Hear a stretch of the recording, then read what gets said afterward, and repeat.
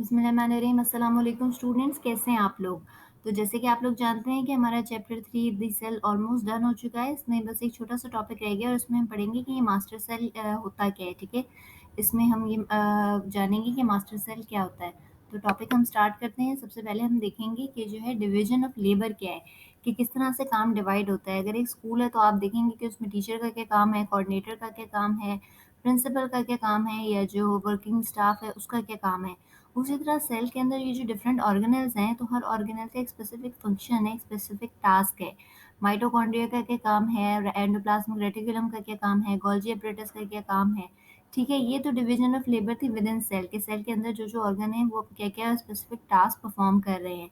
लेकिन अगर हम अक्रॉस द सेल देखें कि जब सेल स्पेशलाइज्ड होते हैं एक प्रोसीजर के थ्रू, तो वो मसल सेल बनाते हैं, नर्व सेल बनाते हैं, रेड आरबीसी बनाते हैं और इनका एक अपना-अपना स्पेसिफिक टास्क है। अच्छा, अब इसके एडवांटेजेस क्या हैं? एडवांटेज अगर हम इसके देखें कि ये जो है ना प्रोसेसेस हैपन साइमल्टेनियसली, यानी कि बहुत सारे प्रोसेसेस एक साथ हो रहे हैं। बेटा इसको कभी भी आप लोग मल्टीटास्किंग के साथ कन्फ्यूज़ मत करिएगा, जैसे कि वायरस जो है 2 हाथों से लिख रहा है, ये जो जगलर है वो बहुत सारी बॉल्स एक साथ जगल कर रहा है, वो मल्टीटास्किंग है। लेकिन आपकी बॉडी के अंदर ना बहुत सारे प्रोसेसेस साइमल्टेनियसली हो रहे हैं।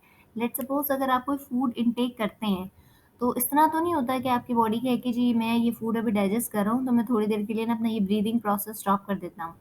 या फिर अगर आप जो है सोए में हैं, तो ठीक है, उसके साथ आपके बहुत सारे प्रोसेसेस तब भी ऑनगोइंग होते हैं। या जैसे कि आपकी बॉडी हील हो रही होती है, आप का माइंड रेस्ट कर रहा होता है, या फिर अगर आरबीसी जो है ऑक्सीजन प्रोवाइड कर रहे हैं डिफरेंट टिश्यूज़ को, तो ब्रेन सेल्स ये कहेंगे हम अपना काम करना बंद कर देते हैं। इस तरह नहीं होता। आपकी बॉडी के अंदर बहुत सारे प्रोसेसेस एक साथ हो रहे होते हैं। तो इसके लिए जो डिवीज़न ऑफ लेबर है ये बड़ी इम्पोर्टेंट होती है। इससे आपका टाइम सेव होता है, एनर्जी सेव होती है।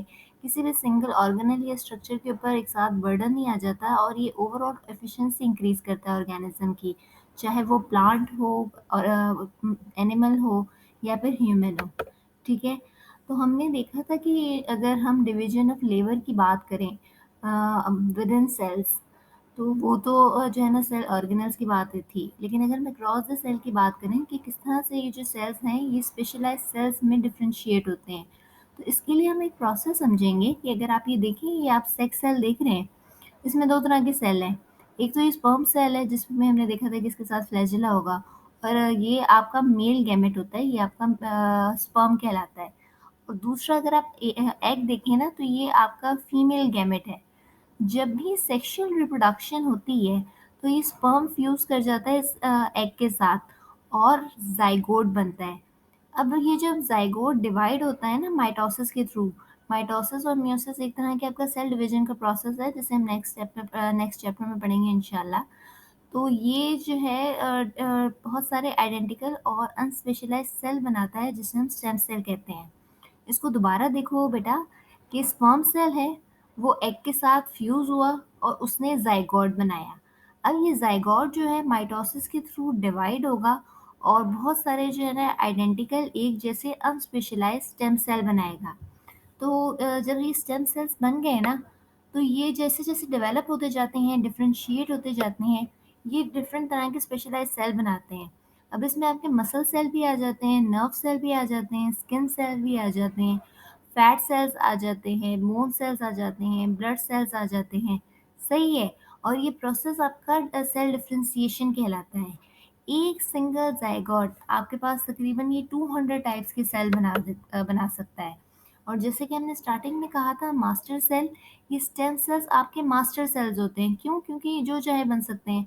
ये इम्यून सेल भी बन सकते हैं, ये फैट सेल भी बन सकता है, डिपेंडिंग कि आपकी बॉडी की नीड क्या है। ठीक है? अगर जैसे कि कहीं से स्किन रप्चर हो गई है, तो इसका मतलब कि आपके पास पहले से स्टेम सेल मौजूद होंगे और उन्हें पता होगा कि हाँ, स्किन रप्चर हो गई, तो वो स्किन सेल बनाएँगे। ठीक है? तो यहाँ पर आपका ये ऑलमोस्ट जो है ना टॉपिक डन हो गए हैं। एक्सरसाइज़ के हम कुछ देख लेते हैं एमसीक्यूज़।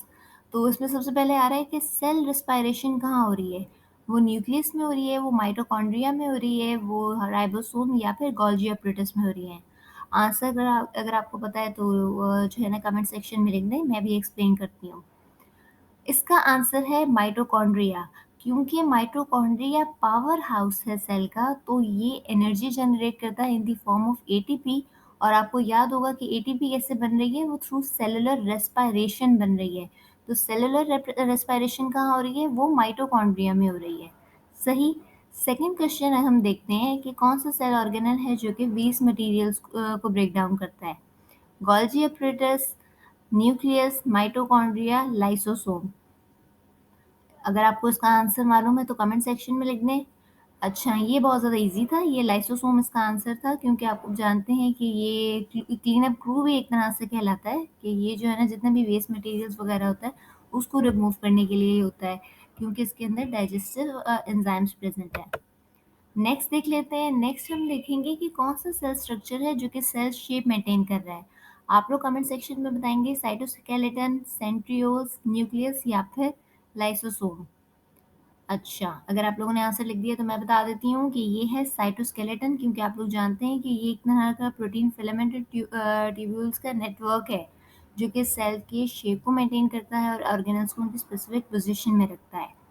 लास्ट हम देखेंगे कि कौन सा स्पेशलाइज्ड रीजन है न्यूक्लियस का जो कि राइबोसोम असेंबली के लिए रिस्पॉन्सिबल है। न्यूक्लियोप्लाज्म, न्यूक्लियोलस, क्रोमैटिन या फिर एंडोप्लाज्मिक रेटिकुलम। इसका आंसर हम लोग जो है कमेंट सेक्शन में लिखेंगे। अच्छा, इसमें एंडोप्लाज्मिक रेटिकुलम तो बिल्कुल ही गलत है, क्योंकि ये न्यूक्लियस का कोई रीजन है ही नहीं। ठीक है, ये तो डिफरेंट ऑर्गेनेल है।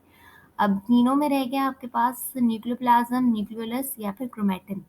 तो आंसर है आपके पास न्यूक्लियोलस, जो कि एक ऐसी साइट है जहाँ पे राइबोसोमल आरएनए सिंथेसाइज होता है, बनता है, और वो प्रोटीन के साथ कंबाइन होकर ना राइबोसोम का एक सब यूनिट बनाता है। तो एक तरह से ये राइबोसोम की जो असेंबली है वो न्यूक्लियोलस में होती है। ठीक है, यहाँ तक आपका ये टॉपिक डन हो गया है स्टूडेंट्स। आप लोगों का ये चैप्टर 3 यहाँ पर कंप्लीट है। अगर आप लोगों ने इसमें से कुछ भी सीखा हो तो कमेंट सेक्शन में इस बात को अप्रिशिएट करें। वीडियो को लाइक करें, शेयर करें, चैनल को सब्सक्राइब करें और इसी तरह मेहनत करते रहें, आगे बढ़ते रहें। Thank you so much. अल्लाह हाफ़िज़।